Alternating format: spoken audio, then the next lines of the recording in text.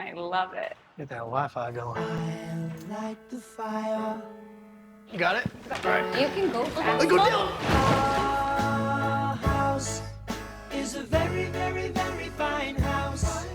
Now everything is easy because of you.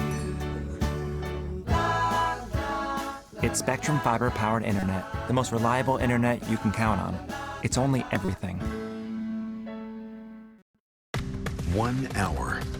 All you need to know. Here in Southern California and around the world. For 1 hour, go deeper into the headlines. From across the nation to your own backyard. It all in 1 hour. The breaking, accurate, exclusive, expert hour.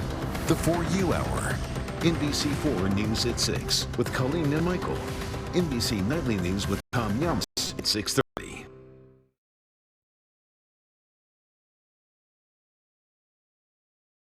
Thank you for watching. We love you.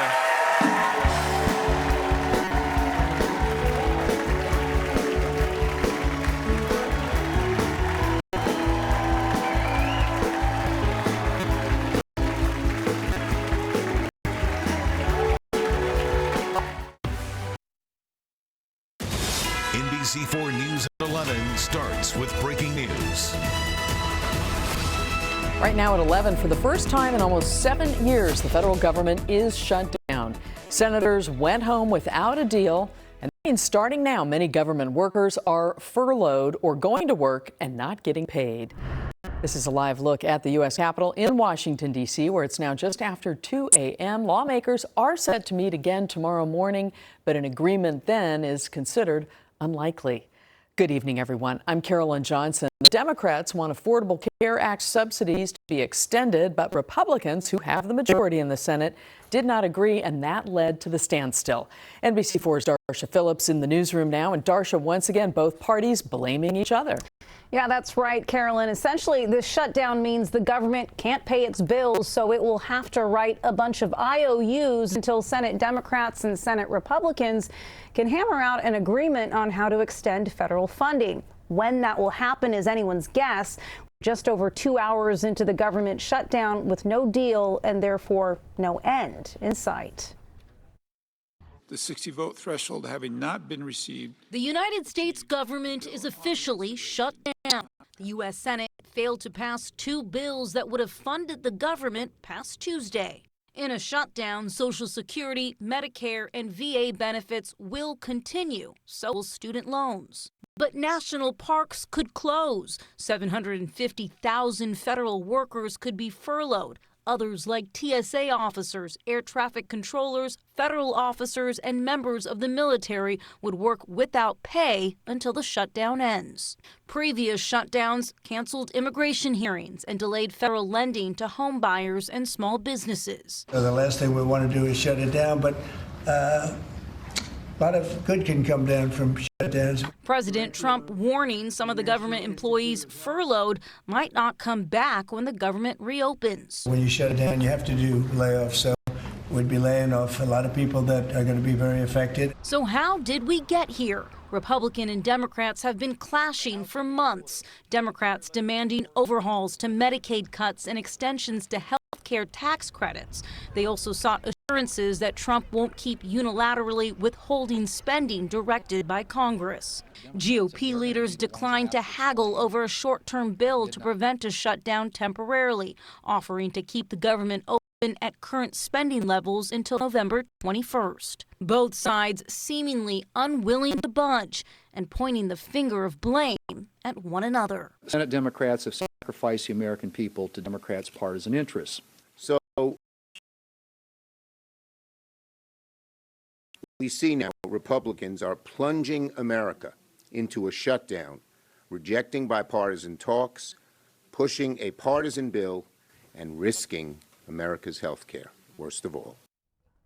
Now, the last time the government shut down was in 2018. It lasted 35 days, was the longest shutdown in U.S. history, cost the economy an estimated $11 billion and forced 800,000 federal employees off the job.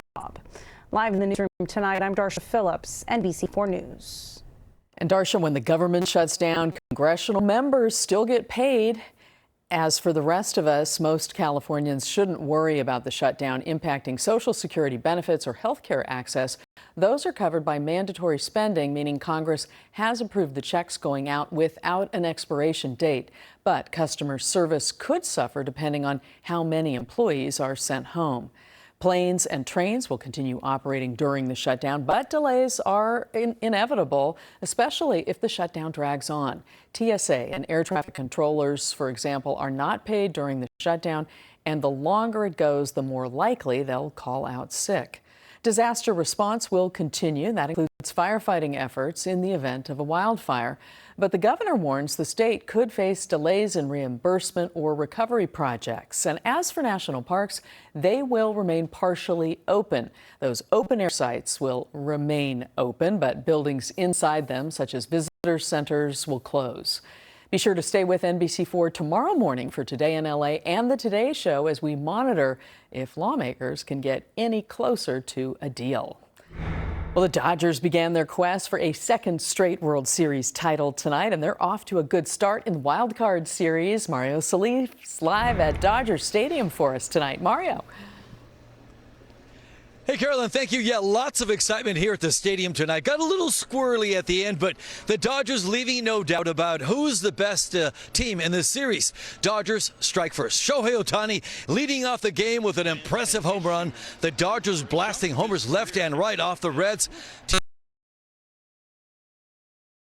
Oscar Hernandez hitting a pair tonight. Let's be honest, one of these teams is a wild card, the other is a World Series champ. Dodgers defending the crown with pride. Here's another Shohei bomb. Boys in blue hitting 5 homers tonight. It was a rout, 10-5 Dodgers. Here's what the guys told me after the game. It was good for us to come out on fire early. Obviously, the way Shohei started with the the laser home run. We were talking about it pregame. We got to establish our presence and really make our mark on this game early. And, we did a good job of that today. It reminded me so much of last year, even though we won the division last year and went straight to the championship. But this playoffs, so we're gonna keep pushing, keep playing hard, and trying to win tomorrow. Could be a very short series. Dodgers have a chance to wrap it up. A best of 3 tomorrow night. All your highlights and plenty more post-game reaction coming up later in sports. Carolyn. All right, Mario, we will see you then. Let's take you outside right now. A live look from our camera here at our home in Universal City.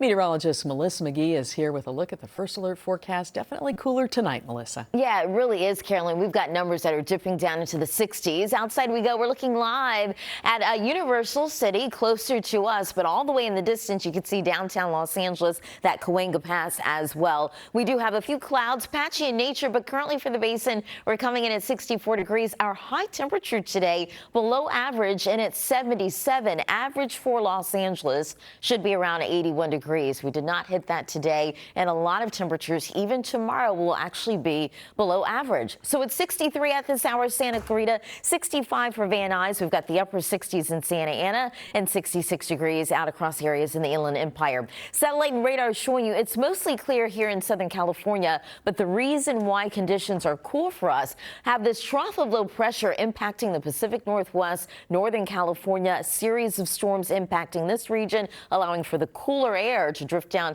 to the south of where we are tracking that wet weather. So current pattern shows you that we've got early clouds tomorrow. We're cooler than average. Temperatures hanging out in the 70s and 80s. We'll talk about it coming up with your first alert forecast. Carolyn, back over to you. All right, we'll see you then, Melissa. There is new hope tonight in the form of an old motel. The city of West Hollywood has finished converting the complex into new housing for the homeless. NBC4's Macy Jenkins got a tour tonight and joins us now live with the potential impact this could have in the area. Macy. Hi, Carolyn. Well, the city is calling this more than a shelter. They're saying it is a transformative model for compassionate care and permanent housing solution. The people who live here will have access to a full range of services that address the whole person and not just their lack of an address. A clean bed, a bathroom, crisp sheets, and fresh towels. Essentials that some have to make do without. Kylie Lala knows that all too well. You cannot have a peace of mind without a place to rest your head. 9 years ago, she was searching for that peace and found it through Essentia, a nonprofit dedicated to lifting people out of homelessness. It's partnering with the city of West Hollywood to help run the Holloway Interim Housing Program. Back in 2022, the city received a grant and decided to buy the old Holloway Motel on Santa Monica Boulevard near La Cienega and convert it into temporary housing. With the facelift complete, the building can house at least 20 people in need, with access to mental health care, financial literacy education, and employment and housing support. Just stabilizing people, rebuild that trust that's so essential to taking more services and support. That's what is key to happening here. Mayor Chelsea Byers says the goal is to find and house people struggling with chronic homelessness and those with physical disabilities, substance abuse disorders, and/or mental illnesses. We know we're going to help a lot of people and save a lot of lives. I'm really excited about it. I'm so happy that our city council passed it. It's so needed. It's sad when we see, unhoused people walking down the street. I think this is really a model for the whole region to look at, not just our own city and what else we can do, but the whole region needs to look at how we can open up more interim housing and how we can do it by repurposing old buildings in our city like this. Kylie now serves as a board member with Essentia and says she's proud to be a part of the village that helps support the next Kylie in her time of need. It's providing the support, the encouragement, empathizing and sympathizing with those that are actually receiving the services, because I too have had that experience. And here I am serving the community myself. It's always been a dream anyway since I was 5. Now here we are. And Byers says there will be staff on site 24/7, and they're already looking for the people who can move into the building. That could happen early as this, possibly next week. Reporting live in West Hollywood, Macy Stevens, NBC4 News.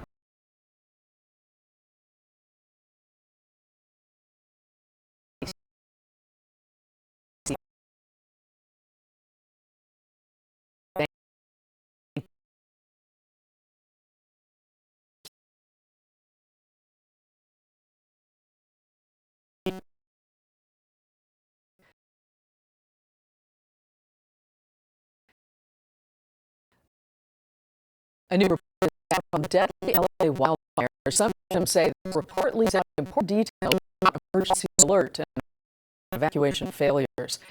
More from NBC4's Lilita Lopez.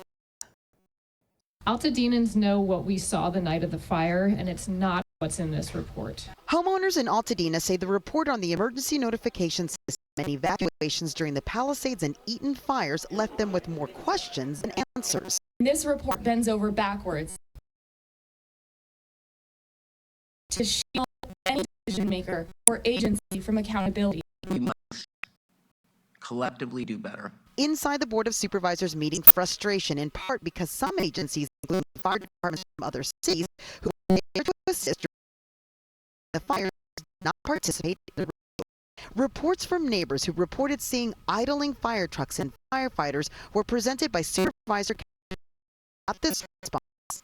I don't know what fire departments they're speaking of, but I have had no reports that LA County firefighters were sitting idle during these two tragic events. LA County Fire Chief Andy Maroney, joined by LA County